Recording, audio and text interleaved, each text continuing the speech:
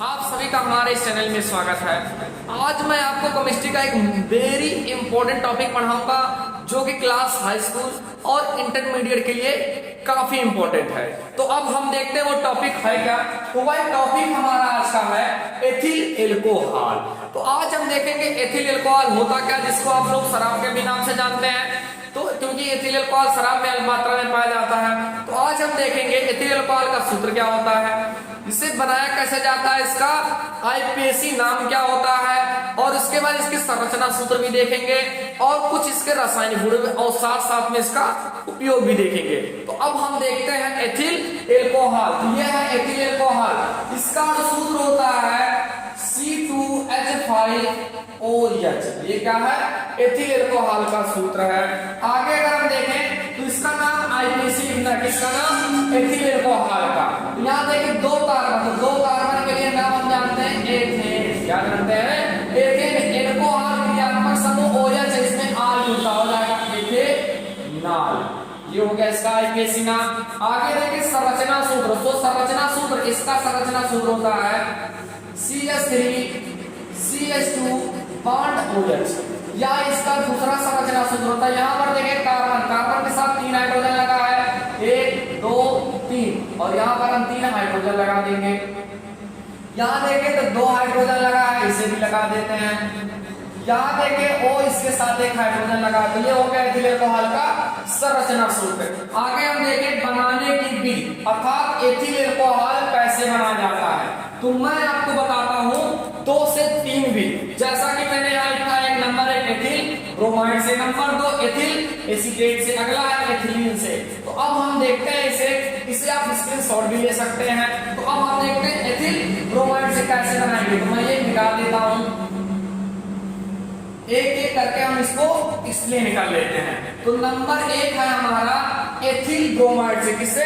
Ethyl bromide. तो यहां पर हम लोग लिख लेते हैं एथिल ब्रोमाइड से। तो यहां पर देखें एथिल ब्रोमाइड को क्या करना है, इसकी क्रिया कराना, किसके साथ कराना वो देखना है। जैसे देखिए ये होता है एथिल ब्रोमाइड का सूत्र C2H5Br, और यहां पर हम ले लेते हैं पोटेशियम हाइड्रोक्साइड का जलीय विलयन। क्या ले लेते हैं? पोटेशियम हाइड्रोक्साइड का जलीय विलयन ले लेते हैं। तो इसके साथ हमें क्रिया कराना है। तो मैं आपको सूत्र बनाना सिखाया हूं। क्या सूत्र बनाना? उसमें आपको मैंने आयन लिखवाया है, आप लोग वो आयन याद कर लें। प्लस जो ये आपको रिएक्शन दिखता है उसको आप देखते ही आसान तरीके से हल कर देंगे। जैसे देखिए ये एथिल है, C2H5, इससे प्लस चार्ज होता है, इसके माइनस चार्ज लगता है, पोटेशियम प्लस चार्ज लगता है, इसमें OH पे एक माइनस चार्ज। तो आपको क्या करना है, प्लस वाले को माइनस के साथ क्रिया करा देना और माइनस वाले को प्लस के साथ। तो ये C2H5Br इसके साथ क्रिया कर लेगा, अर्थात C2H5OH के साथ क्रिया कर लेगा। ये बन जाएगा C2H5 और OH बन गया हमारा एथिल एल्कोहल। ये प्लस चार्ज है, इस माइनस के साथ क्रिया कर लेगा, तो यहां बन जाएगा KBr। ये बन गया एथिल एल्कोहल। ये बन गया पोटेशियम ब्रोमाइड। इसी प्रकार आप एथिल ब्रोमाइड के दर पे देखिए क्या ले सकते हैं, एथिल आयोडाइड भी ले सकते हैं, और इसी के सेम के साथ क्रिया करा सकते हैं। नीचे आप जलीय लिख सकते हैं, जलीय विलयन, या यहाँ पर ले सकते हैं C2H5Cl एथिल क्लोराइड। इसको भी आप सेम ऐसे क्रिया करा सकते हैं। यहाँ पर क्वेश्चन में आप लिख दीजिएगा जलीय विलयन। सेम वर्क इसको बनाएंगे हम, सेम बनेगा हमारा एथिल एल्कोहल। तो यहाँ पर देखें इस बार इस Br के दर पे क्या आ गया, I आ गया, अगले में क्या आ गया है, Cl आ गया है। तो सेम वर्क, ये इतना प्लस चार्ज इस माइनस के साथ क्रिया करके क्या बना लेगा, एथिल एल्कोहल का C2H5OH, और उसके बाद देखिए I के साथ क्रिया कर लेगा तो पोटेशियम आयोडाइड बना देगा। आगे देखें तो ये इतना प्लस चार्ज OH माइनस होता है, तो ये क्रिया करके बना देगा C2H5OH। ये के पोटेशियम प्लस चार्ज होगा, Cl माइनस चार्ज, यहां बना देगा KCl। तो यहां पर अगर मैं हिंदी लिखूं एथिल एल्कोहल बनाने के लिए एथिल ब्रोमाइड को या करके लिख सकता हूं, एथिल आयोडाइड को या करके लिख सकता हूं, एथिल क्लोराइड को पोटेशियम हाइड्रोक्साइड के जलीय विलयन के साथ क्या करते हैं, अब क्रिया करते हैं, जिससे हमारा क्या बनता है, एथिल एल्कोहल। तो ये तो था पहले भी एथिल ब्रोमाइड से। अगला विध है एथिल एसीटेट से, तो उसे भी देख लेते हैं। तो एथिल एसीटेट का सूत्र क्या होता है तो आप लोग भी जानते होंगे, क्योंकि मैंने आपको सूत्र बनाना सिखाया है। जो भी स्टूडेंट नहीं जानता है वो कृपया करके हमारे प्लेलिस्ट में जाए और सूत्र बनाने का नियम मैंने आपको बताया है, उसमें से आप सूत्र बनाना सीख लीजिए, इससे आपको बहुत ज्यादा बेनिफिट होगा। तो यहाँ पर हम दूसरा देखें तो दूसरा हमारा है एथिल एसीटेट से। क्या बनाना है वैसे, एथिल एसीटेट से हमें बनाना है एथिल अल्कोहल। तो इसे मिटा देते हैं। तो यहाँ पर देखें तो पहला नंबर हमको पता होना चाहिए एथिल एसीटेट का सूत्र क्या होता है। तो इसका सूत्र होता है CH3COO C2H5, ठीक है, CH3COO C2H5, क्योंकि ये इतना एथिल, ये इतने को पढ़ते हैं एसीटेट, तो हो जाएगा एथिल एसीटेट। इसको क्या करते हैं, जल अपघटन करते हैं। जल अपघटन मतलब जल के साथ क्रिया H2O, ये क्या है जल, ये तो सभी लोग जानते होंगे। अब इसको कैसे क्रिया करेंगे, अम्ल लगा दो या फिर इसमें क्या लगा सकते हैं, क्षार की उपस्थिति, किसकी, अम्ल या क्षार की उपस्थिति कर देंगे। तो सेम वही वर्क यहाँ पर देखिए, H टूटता है तो H प्लस और OH में माइनस में टूटता है। आपको सेम वर्क यदि आप मेरा वीडियो देख लेते हैं, वो भी कौन सा वाला जिसमें मैंने आपको सूत्र बनाना सिखाया है, तो ये आपको जो दिख रहा है वो रियल में दिखेगा नहीं, सेकंडों में आप आंसर पाएंगे। तो यहाँ पर मैं आपको बता दूं तो ये इतना जो है CH3COO, ये इतना एसीटेट एसीटेट माइनस चार लगता है। ये अभी हमने देखा ना C2H5 एक प्लस चार लगता है। तो आपको क्या करना है, प्लस वाले को माइनस के साथ क्रिया कराना और माइनस वाले को प्लस के साथ क्रिया कराना। तो ये प्लस चार्ज किसके साथ क्रिया करेगा, OH के साथ। तो यहाँ पर आ जाएगा C2H5 OH, बना दिया। आगे हम देखें तो ये इतना माइनस चार्ज और एक ही माइनस चार्ज लगा, ऐसे प्लस चार्ज, तो ये प्लस वाला इसके साथ क्रिया कराएगा, तो ये बन जाएगा CH3COO और H। यहां पर अगर हम देखें तो ये हमारा बन गया एथिल अल्कोहल, ये हमारा बन गया एसिटिक अम्ल। क्या बन गया, एसिटिक अम्ल, या इसी को बोला जाता है हाइड्रोजन एसीटेट। तो ये तो था एथिल एसीटेट से हमको क्या बनाना था, एथिल अल्कोहल। उसकी हिंदी यही लिखते हैं, जब एथिल एसीटेट को जल अपघटन करते हैं अम्ल या क्षार की उपस्थिति में, जिससे क्या बनता है, एथिल अल्कोहल। अगला हम देख लेते हैं एथिलीन से, किससे, एथिलीन से। तो एथिलीन का सूत्र क्या होता है भाई, एथिलीन का सूत्र, तो पहले तो मैं हेडिंग लिख देता हूं, तब तक आप लोग मुझे एथिलीन का सूत्र बताएंगे। एथिलीन से, इसी को एथीन भी बोला जाता है। तो इसका सूत्र होता है, वैसे तो नॉर्मल अगर मैं सूत्र लिखूं तो इसका सूत्र होता है C2H4। क्या होता है, C2H4। मैं इसको स्ट्रक्चर से लिख दे रहा हूं, ऐसे देख लो, दो कार्बन, चार हाइड्रोजन, चार ही हाइड्रोजन है। इसको क्या करना है, आपको सांद्र H2SO4 के साथ क्रिया कराना है। सांद्र H2SO4 ये क्या है, हाइड्रोजन सल्फेट, या इसी को बोला जाता है सल्फ्यूरिक अम्ल। क्या बोला जाता है, सल्फ्यूरिक अम्ल। अब इसको कैसे तोड़ेंगे, अगर मैं सल्फ्यूरिक अम्ल की बात करूं तो ये टूटता H प्लस HSO4 माइनस में टूटता है। तो आपको क्या करना है, यहां से एक बांड तोड़ना है, और जैसे ही बांड तोड़ेंगे ये हाइड्रोजन इसके साथ आके जुड़ जाएगा। तो यहां पर देखें CH3 और यहाँ पर CH2, ये टूटेगा, इसको मिला के ऐसे जोड़ देंगे तो ये आ जाएगा HSO4। इसको आप ऐसे लिख सकते हैं, क्या देखिए कितने कार्बन, एक और एक दो, अर्थात C2, अब यहाँ हाइड्रोजन कितने, 3 और 2 कितना हो जाएगा, 5, C2H5 HSO4। क्या हो गया इसका नाम, एथिल हाइड्रोजन सल्फेट। क्या बना, एथिल हाइड्रोजन सल्फेट। और हमें क्या बनाना है, एथिल अल्कोहल। एक बार इसकी क्रिया हम और करेंगे, देखिए कैसे करेंगे।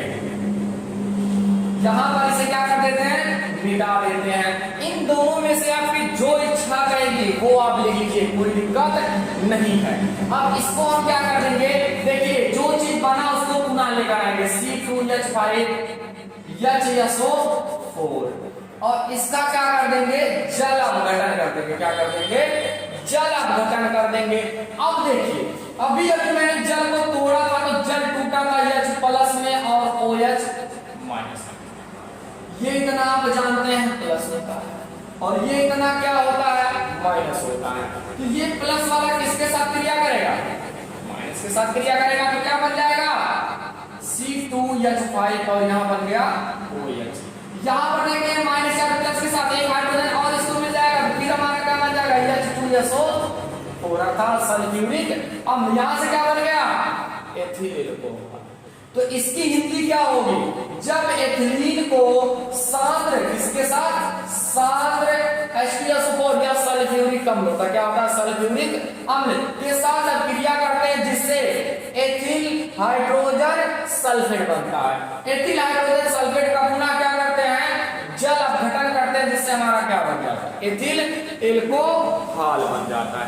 तो आप लोग ये वीडियो पूरी तरीके से समझ गए होंगे, किसी को तो कोई दिक्कत होगी नहीं कि एथिल एल्कोहल कैसे बनाया जाता है, इसका सूत्र क्या है, केसी क्या है नाम, उसके बाद बनाने की विधि भी देखे। अब हम देखते हैं इसके आगे, अगली विधि देखते हैं एथिल एल्कोहल बनाने की विधि।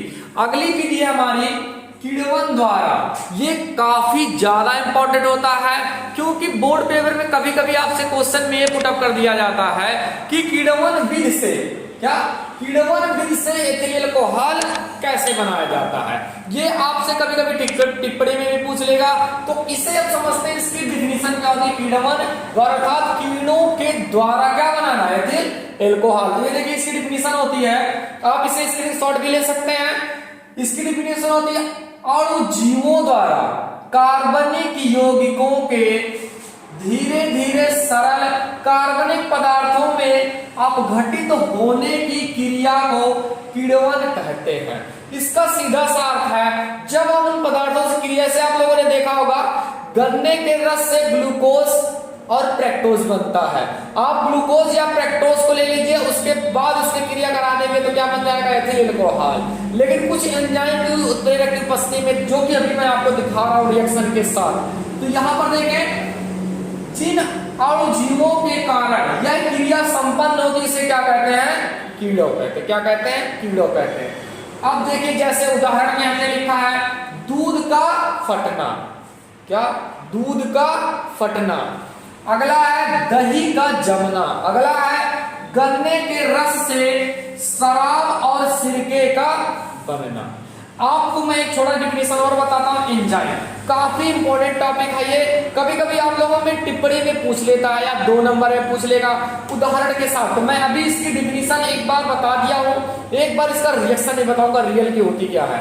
यहां पर देखें, किण्वन की क्रिया में, क्या, किण्वन की क्रिया में कीड़ों से प्राप्त कुछ जटिल नाइट्रोजन युक्त कार्बनिक यौगिकों या यौगिक बोल सकते हैं उत्प्रेरक के रूप में कार्य करते हैं। इन यौगिकों को क्या कहते हैं, एंजाइम कहते हैं। तो अब हम देखते हैं वो रिएक्शन है कैसा। तो मैं आपको रिएक्शन लिख के बताता हूं। जैसे इसे हम मिटा देते हैं, आप लोग स्क्रीनशॉट ले ही होंगे। तो यहां पर देखें, जैसे मैं क्या करता हूं, गन्ने के रस का सूत्र लिख लेता हूं, अर्थात सुक्रोज बोला जाता है। तो वो सूत्र होता है C12, क्या, C12H22O11, क्या, C12 अर्थात C12H22O11, ये सुक्रोज है। क्या है, सुक्रोज या गन्ने का रस भी बोलते हैं। और इसका हम करा दे रहे हैं जल अपघटन। क्या कर दे रहे हैं, जल अपघटन। लेकिन ये जल अपघटन होगा कैसे, वो देखिए। तो ये होता है इनवर्टेस, किसके, इनवर्टेस। और यहां पर आपको लिखना पड़ेगा ईस्ट। ये एक एंजाइम होता है, ये भी आपका एक एंजाइम है। यहां पर देखें तो सुक्रोज हमने ले लिया, इसका जल अपघटन कर रहे हैं किसके, उत्प्रेरक की उपस्थिति में। इनवर्टेस या ईस्ट, यही हमारा एंजाइम कहलाता है। इसके साथ क्रिया करा देते हैं तो ये बन जाता है C6H12O6 और प्लस बन जाता है C6H12O6। यहां पर देखें तो ये हो जाएगा हमारा 6 गुना 12, यहाँ कार्बन है। और इधर भी देखें 6 और 6 ये भी है, 12 गुना 24, 22 यहाँ 2 ये। 24 ये भी हो जाएगा, 11 और 1 12, ये भी 6 और ये यहाँ से 6, ये दोनों हमारा बन गया। अब इसमें ये ग्लूकोज है, ये फ्रक्टोज है, चाहे आप इसको फ्रक्टोज बोलो चाहे इसको ग्लूकोज बोलो, क्योंकि दोनों का अणुसूत्र समान होते हैं परंतु संरचनाएं क्या होती है, भिन्न होती है। यही इतना ग्लूकोज और फ्रक्टोज में अंतर होगा। अब इसको हम लेकर आते हैं क्योंकि हमको क्या बनाना है, एथिल एल्कोहल। यहां से उठाएंगे C6H12 और 6, इसको हम लोग क्या बोलते हैं, ग्लूकोज, क्या ग्लूकोज। अब दोनों का सूत्र हम देखें तो समान है, क्या है, समान है, तो आप लोग भी देख रहे होंगे। इसी को ग्लूकोज बोला जाता है या इसी को बोला जाता है फ्रक्टोज, ठीक है। अब इसका क्या कर देंगे, हम उत्प्रेरक लगाएंगे क्योंकि हमें एंजाइम उत्प्रेरक लगाना अनिवार्य है, तो यहां लगता है जाइमेज, ठीक है, जाइमेज या इसी को जाइमेज बोलते हैं, ठीक है इंसान। तो इसके उत्प्रेरक को उपस्थित कराएंगे क्योंकि ये जो उत्प्रेरक लगते हैं इसी को हम लोग क्या बोलते हैं, एंजाइम। तो इसके साथ क्रिया कर लेता है, तो यहां बन जाता है C2H5OH और यहां पर बन जाता है CO2। अब यहां पर देखिए 2 कार्बन है, यहां पर देखिए 2 कार्बन, यहां है 6 कार्बन चाहिए, तो यहां पर आपको 2 बैलेंसी कर देना है, क्या कर देना है, 2 बैलेंसी। यहां पर 2 कार्बन ये हो गया 4 और यहां पर 6, यहां पर भी 2 बैलेंसी कर लेते हैं, तो ये क्या हो जाएगा हमारा बैलेंस। देख लेते हैं कैसे, कार्बन है तो 2 दूना 4, यहाँ है 4 और 2 6, यहाँ भी देख ले 6। हाइड्रोजन 12, यहाँ देखे 5 दूना 10 और ये भी 2 हो जाएगा 12।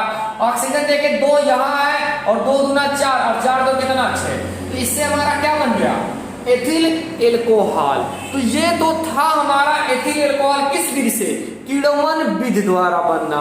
तो वीडियो आपको पसंद लगे तो कृपया करके आप लोग वीडियो को लाइक शेयर और सब्सक्राइब करना ना भूलें। तो इस वीडियो को आप ज्यादा से ज्यादा शेयर करें और आगे अब देखते हैं इसके कुछ रासायनिक गुण। देखते हैं एथिल एल्कोहल का रासायनिक गुण, जो कि एथिल एल्कोहल का रासायनिक गुण निम्न होता है। मैं आपको सिखाता हूं कैसे रासायनिक गुण में हम क्रिया कराएंगे। तो आपको एक विशेष रूप से बात बता दें, जो चीज बनाते हैं, क्या बनाए हम लोग एथिल एल्कोहल, उसी से हमेशा क्रिया कराएंगे अदर केमिकल से। जैसे यहाँ पर पहला क्षार धातुओं से क्रिया, तो किससे साथ क्रिया कराएंगे, एथिल एल्कोहल, क्योंकि हमारा क्या बना है एथिल एल्कोहल। यहाँ पर हम ले लेते हैं C2H5OH, क्षार धातु, जैसे आप सोडियम ले सकते हैं या इसके दर पे आप पोटेशियम ले सकते हैं। तो मैं आपको दोनों सिखा दे रहा हूं कैसे क्रिया कराएंगे। तो जब क्षार धातुओं के साथ क्रिया करता है तो हाइड्रोजन को अपचयित कर देता है, इसका मतलब हाइड्रोजन अलग हो जाएगा। अब जब भी हाइड्रोजन अलग होगा तो कभी भी हाइड्रोजन अकेले नहीं निकलता है, H2 करके ही निकलेगा। अब ये इतना बचा C2H5O, इतने को बोला जाता है एथॉक्साइड। क्या बोला जाता है, एथॉक्साइड। इसमें एक माइनस चार्ज लगता है, सोडियम एक प्लस चार्ज इसके साथ क्रिया कर लेगा तो बना देगा C2H5O और यहाँ पर बना देगा Na।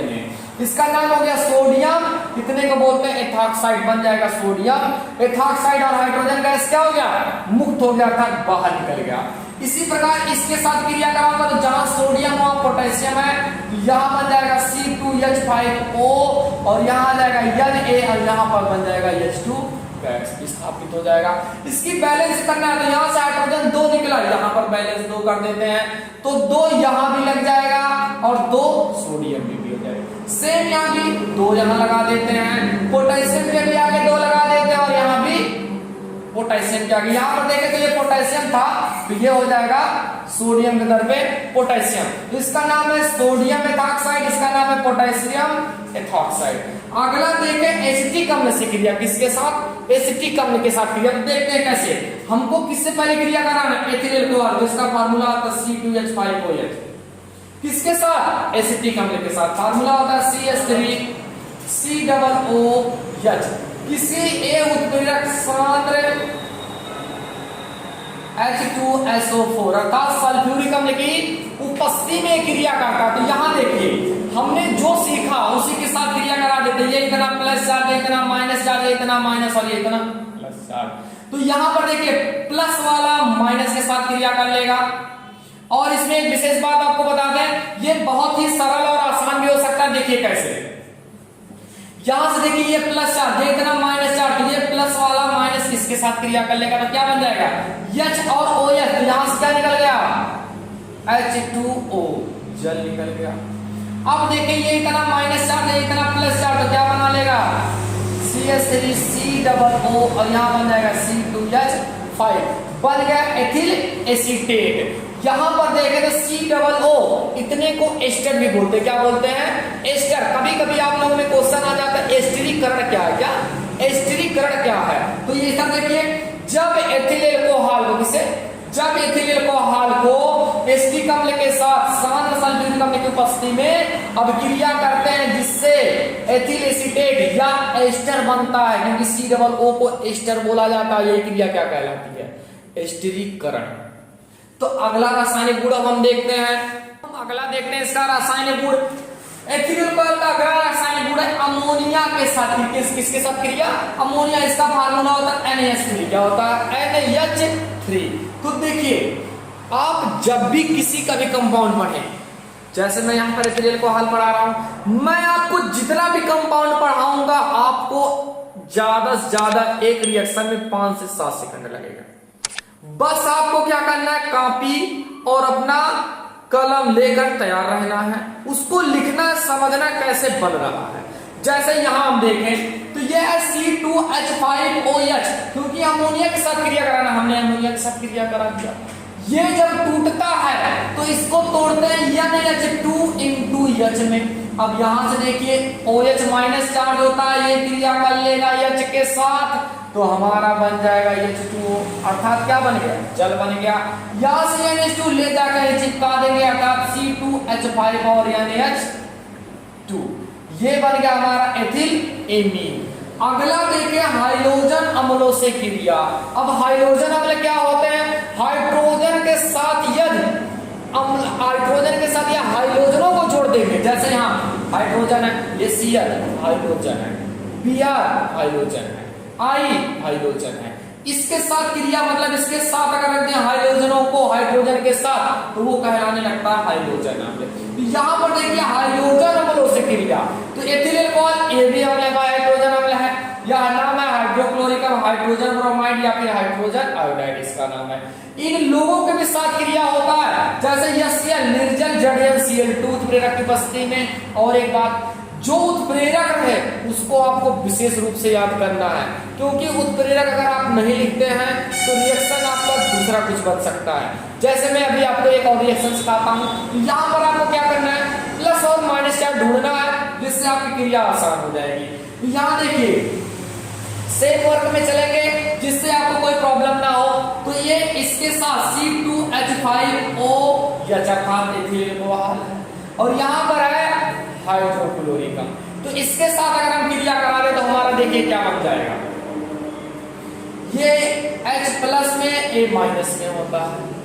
और इसी प्रकार इतने को देखें तो ये इतना प्लस चार्ज होता है, ये इतना क्या होता है माइनस चार्ज होता है। सेम ये भी प्लस, ये इतना माइनस, ये माइनस, ये प्लस, ये माइनस, ये प्लस और ये इतना माइनस तो ये इतना प्लस। आपको बस क्या करना, प्लस वाले को माइनस का क्रिया कराना, माइनस वाले को प्लस के साथ। ये देखो ये C2H5 प्लस चार्ज है, Cl माइनस चार्ज बन गया C2H5Cl। आप मेरे प्लेलिस्ट में जाइए और वहां पर रासायनिक सूत्र बनाना सीखिए, बहुत ही सरल हो जाएगा आपके लिए, क्योंकि मैंने वहां आयनों को लिखा। आप 10 से 15 मिनट का वीडियो, उसमें आप देखेंगे 1500 से 2000 फार्मूले एकदम सरल तरीके से बनाए गए हैं। उसके बाद यहाँ H प्लस है, ये OH माइनस क्या बन जाएगा जल बन जाएगा। यहां देखें तो ये C2H5 Br के साथ क्रिया कर लेगा तो C2H5 और यहाँ पर Br बन जाएगा। अगला देखें यहाँ से OH है, ये H प्लस है तो ये क्या निकल जाएगा जल निकल जाएगा H2। यहाँ पर भी सेम, ये इतना प्लस चार्ज है माइनस के साथ क्रिया कर लेगा C2H5I बन जाएगा और यहाँ से भी क्या निकल जाएगा जल। अब नाम देख लेते हैं, इसका नाम है एथिल क्लोराइड, इसका नाम है एथिल ब्रोमाइड, इसका नाम है एथिल आयोडाइड। ये तो जल है क्योंकि C2H5 एथिल होता है, I आयोडाइड होता है, Br ब्रोमाइड होता है, Cl क्लोराइड होता है। तो बस नाम देखना ethyl chloride, ethyl bromide, ethyl iodide और बन क्या जल। अब मैंने इस उत्प्रेरक को क्यों कहा विशेष रूप से याद करना है, देखिएगा जरा सा ध्यान से। जैसे देखिए यही क्रिया किया है क्या, एथिल एल्कोहल को हाइड्रोजन आते हैं। मैंने आपसे बोला उत्प्रेरक क्यों इतना महत्व है। जैसे यहाँ पर देखिए C2H5OH और इसके साथ हाइड्रोजन आयोडाइड क्रिया किया तो ये बना दिया एथिल आयोडाइड और जल बनाया। इसी के साथ मैं क्रिया कर रहा हूं, देखिए कैसे, लेकिन उत्प्रेरक को बस C2H5OH और इसी के साथ मैं हाइड्रोजन आयोडाइड के साथ क्रिया करा दे रहा हूं, लेकिन मैं यहां उत्प्रेरक लगाऊंगा लाल फास्फोरस इसकी उत्प्रेरक की उपस्थिति में। तो देखिए कैसे, यदि मैं इसका स्ट्रक्चर बनाऊं तो देखिए ऐसे स्ट्रक्चर बनता है। ये तो आप लोगों को मैंने पहले से ही बताया, उपस्थिति यहां से। तो देखिए ये बॉन्ड टूटेगा तो ये हाइड्रोजन के साथ तुरंत जुड़ जाएगा। तो यहां से देखिए CH3 था और यहां पर C2 मतलब CH2 था, एक हाइड्रोजन इसके साथ क्रिया कर लेगा, क्या बन जाएगा CH3। अगर इसको समान में लिखना है तो हो जाएगा C2H3 और 3 6। आगे देखिए यहां मैं दो बैलेंस ही कर ले रहा हूं, कितना, दो बैलेंस। अब एक हाइड्रोजन इसके साथ क्रिया कर, एक हाइड्रोजन बचा है, इस OH को मैं H के साथ क्रिया करा दूंगा तो क्या बन जाएगा H2O। यहां भी हम लिख सकते हैं, यहां से बचा I, क्या बचा I, और I कभी भी अकेला नहीं निकलता, आयोडीन, ये लो I2, यहां भी क्या लिख सकते हैं आप I2, ये हो गया रिएक्शन। तो यहां हमने उत्प्रेरक में देखा यदि C2H5 हाइड्रोजन आयोडाइड के साथ क्रिया कराते तो एथिल आयोडाइड बनता है, परंतु अगर लाल फास्फोरस उत्प्रेरक की उपस्थिति में क्रिया करा देंगे तो यहां से बन जाएगा एथेन, जल और आयोडीन बन जाएगा। तो अब हम देखते हैं आगे रासायनिक गुण, हम देखते हैं अगला रासायनिक गुण है फास्फोरस पेंटाक्लोराइड से क्रिया। किसके साथ क्रिया करा, एथिल अल्कोहल के साथ क्रिया। फार्मूला क्या होता है C2H5OH, किसके साथ क्रिया, फास्फोरस पेंटाक्लोराइड के साथ। तो मैं आपको बताता हूं फास्फोरस पेंटाक्लोराइड के साथ क्रिया जिसमें OH हो गया, OH हो, तो इसके लिए एक विशेष नियम चलता है, इसको आप एक बार देख लो, जिंदगी भर के लिए आपको याद है। तो देखिए जब भी फास्फोरस पेंटाक्लोराइड आए और यहाँ पर OH आ जाए तो इसको आपको ऐसे तोड़ना, PCl3, उसके बाद एक Cl यहां कर दो, एक Cl अलग कर दो, देखिए 3 1 4 और 1 5, इसको आपको डबल में लिख लेना। आपको क्या करना है, ये जो C2H5 का एक इसके साथ क्रिया करा देना, जो ये ऑक्सीजन है इसके मिडिल में रख देना, जो ये हाइड्रोजन है ये इसके साथ क्रिया करा देना। समझ गए, कोई दिक्कत नहीं ना। देखिए C2H5 Cl के साथ क्रिया क्या बन गया, C2H5 Cl एथिल क्लोराइड बन गया। आगे यहां से देखिए P इसके साथ क्रिया करेगा O, ये हो गया POCl3।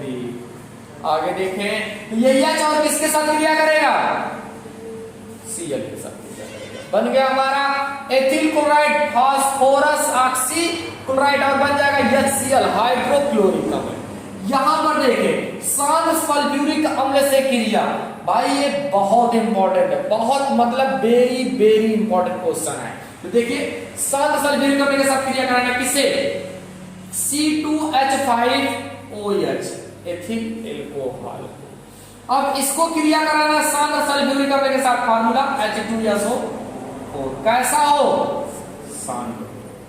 इसके साथ क्रिया कराते हैं, अभी हमने देखा था ये टूटता H और HSO4 में एक -4, इसके साथ क्रिया कराएंगे तो देखिए क्या बनेगा, ये OH है -4 होगा, ये प्लस के साथ क्रिया करके क्या निकाल देगा, चल निकल गया। ये इतना +4 होता है, ये प्लस इसके साथ क्रिया कर लेगा, क्या बन जाएगा C2H5, यहां से क्या है HSO4 एथिल हाइड्रोजन सल्फेट।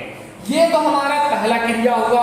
अब इसको हम क्या करते हैं 140 डिग्री सेंटीग्रेड पर, क्या 140 डिग्री सेंटीग्रेड पर इसे गर्म करते हैं, किसे, जो बना है इसको लेकर आते हैं, ये बना है C2H5HSO4 एथिल हाइड्रोजन सल्फेट, क्या एथिल हाइड्रोजन सल्फेट। इसको क्रिया करा देते हैं पुनः एथिल अल्कोहल के साथ C2H5OH के साथ।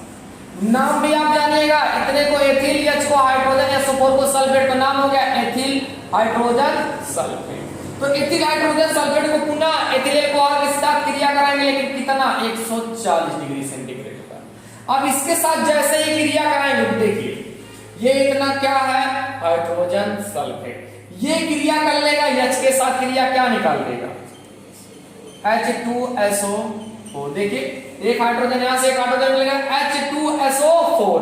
ध्यान से अगर हम देखें तो देखिए ये इतना निकल गया, इसको मिटा देते हैं, और यहां से ये इतना निकल गया, तो यहां से देखिए क्या बचा, यहां से बचा C2H5, बॉन्ड लगा देता हूं, यहां से भी देखिए क्या बचा, C2H5, अर्थात यहां से दोनों सेम है, डाई एथिल ओ को इथर बोलते, क्या बन जाएगा, डाई एथिल इथर। अब ये पूरा बैलेंस कर देते हैं, जो था HSO4 यहां पर था, यहां से क्या बन जाएगा, डाई एथिल इथर, क्योंकि 2 बार है इसीलिए नाम लिख देते हैं डाई एथिल इथर बन जाता है।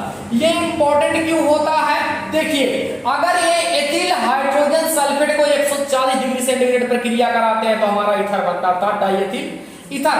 लेकिन देखिए अगर यही प्रक्रिया अर्थात यही रिएक्शन मैं मिटा दूं और मिटा के इसी एथिल हाइड्रोजन सल्फेट को क्रिया कराऊं, लेकिन कैसे, हाइड्रोजन सल्फेट को इसको कराया जाता है 160 से लेकर 170 डिग्री सेंटीग्रेड तक।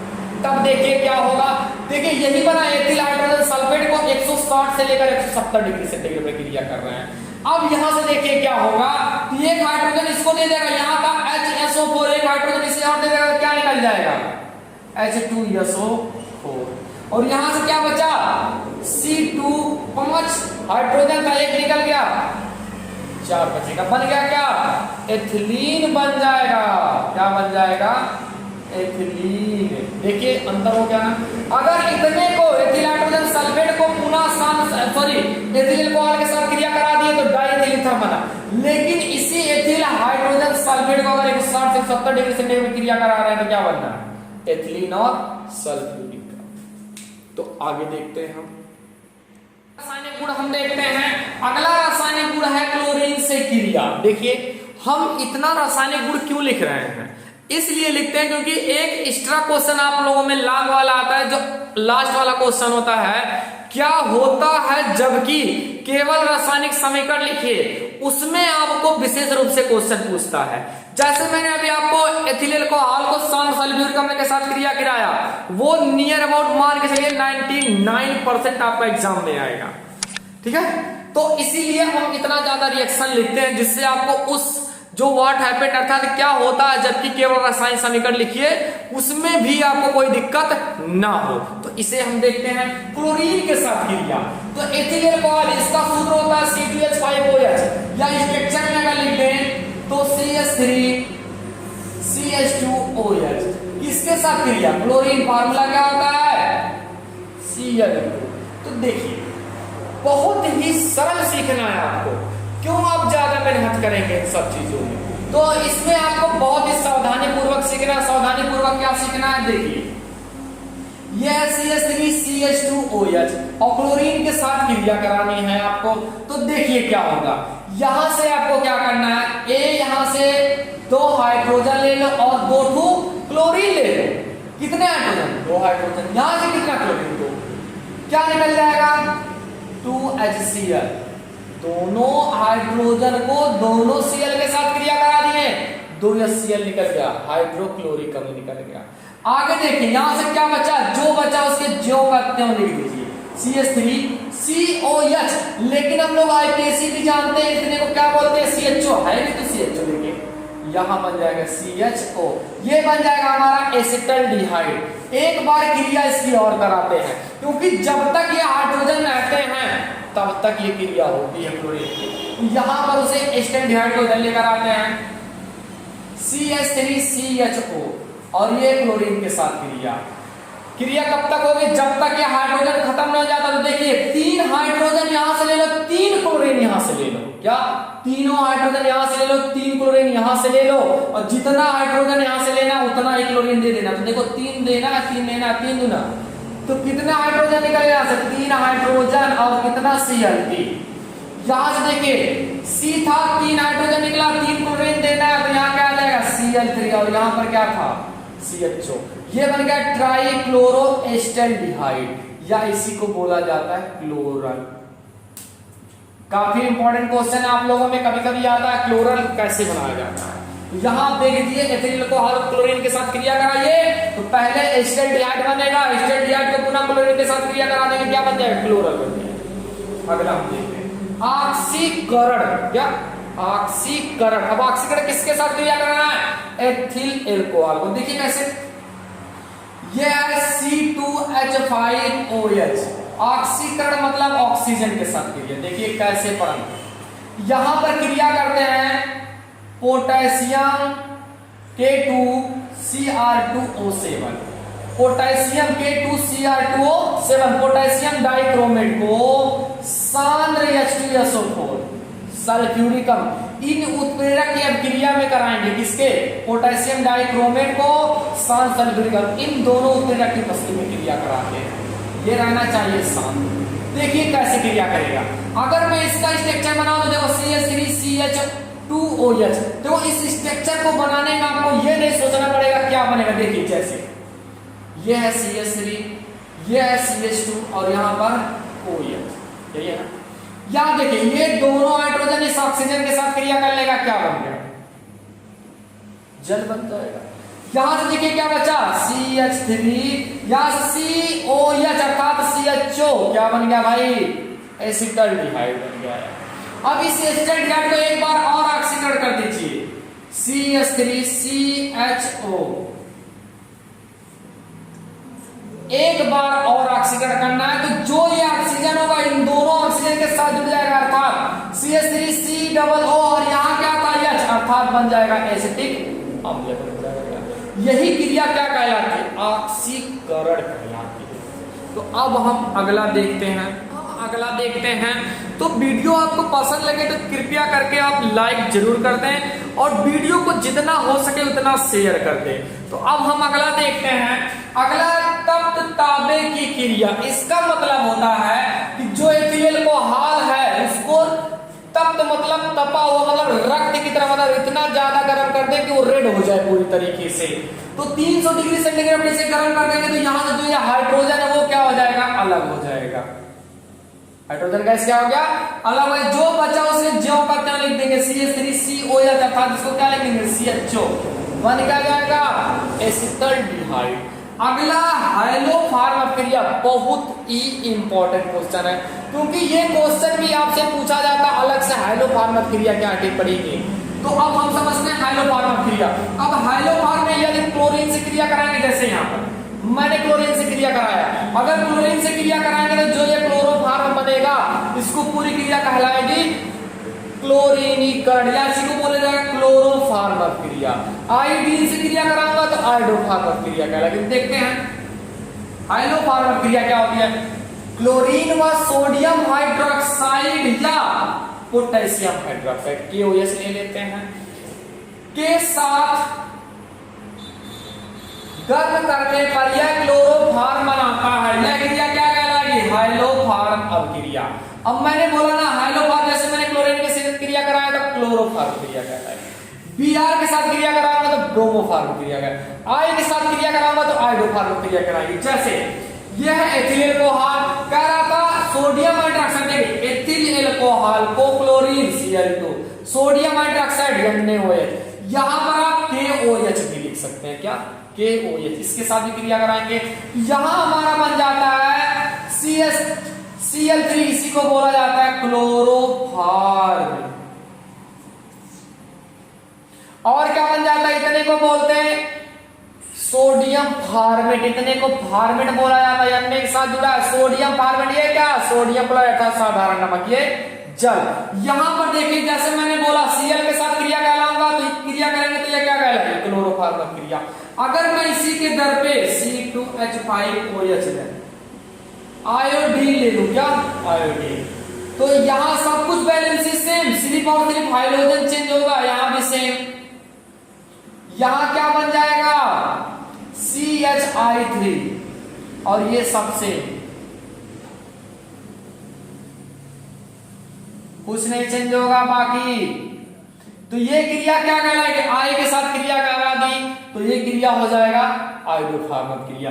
यदि मैं यहां पर Br2 से क्रिया करा दूं ब्रोमीन से, तो ये क्रिया कहलाएगी ब्रोमोफॉर्म। तो यहां पर सिर्फ क्या बन जाएगा CH और यहां पर Br3, बाकी बैलेंस सबसे। तो ये तो था हाइड्रोफॉर्म क्रिया जो काफी इंपॉर्टेंट है। तो ये तो था एथिल अल्कोहल का रासायनिक गुण। अब हम देखते हैं इसका हम देखेंगे एथिल अल्कोहल का उपयोग। तो वीडियो आप लोग देख रहे हैं, किसी भी प्रकार के किसी भी स्टूडेंट को कोई तकलीफ होती है तो वो कमेंट बॉक्स में कमेंट जरूर करेगा। तो अब हम देखते हैं इसका उपयोग अर्थात एथिल अल्कोहल का उपयोग। नंबर 1 होता है इसका उपयोग नशीले पदार्थ के रूप में पीने के लिए किया जाता है, जैसे शराब हो गया। शराब में भी अल्प मात्रा में हमारा एथिल अल्कोहल रहता है। अगला इसका उपयोग कार्बनिक पदार्थों के रूप में किया जाता है, जैसे अभी आपने देखा था C2H5OH, तो उसमें कार्बन था, जैसे इसका सूत्र होता है C2H5OH। यहाँ पर हम देख सकते हैं कार्बन, तो इसके कार्बनिक रूप में किया जाता है। अगला देखें इसका उपयोग टिंचर आयोडीन कफ सिरप तो आप लोग जानते ही होंगे, पीने होंगे। टॉनिक जैसी औषधियों के रूप में किया जाता है, मतलब जो कफ सिरप वाला टॉनिक होता है, या कफ सिरप ले लो या टॉनिक जो आप लोगों को में एनर्जी देता है, उसमें भी अल्प मात्रा में एथिल अल्कोहल रहता है। अगला है इसका उपयोग ईथर, अभी हम लोगों ने डाइएथिल ईथर बनाया था। क्लोरोफॉर्म, अभी इससे जस्ट पहले हमने क्लोरोफॉर्म बनाया है। रंजक मतलब डाई होता है, रंजक सुगंधित पदार्थों के रूप में किया जाता था। इसका उपयोग ईथर, क्लोरोफॉर्म, रंजक सुगंधित पदार्थों के रूप में किया जाता। और अगला और लास्ट है जो इसका उपयोग प्रयोगशाला में अभिकर्मक के रूप में किया जाता है। तो ये था एथिल अल्कोहल। इसी तरीके का वीडियो पाने के लिए आप लोग हमारे चैनल को लाइक, सब्सक्राइब और शेयर करना ना भूलें। वीडियो देखने के लिए धन्यवाद। जय हिंद।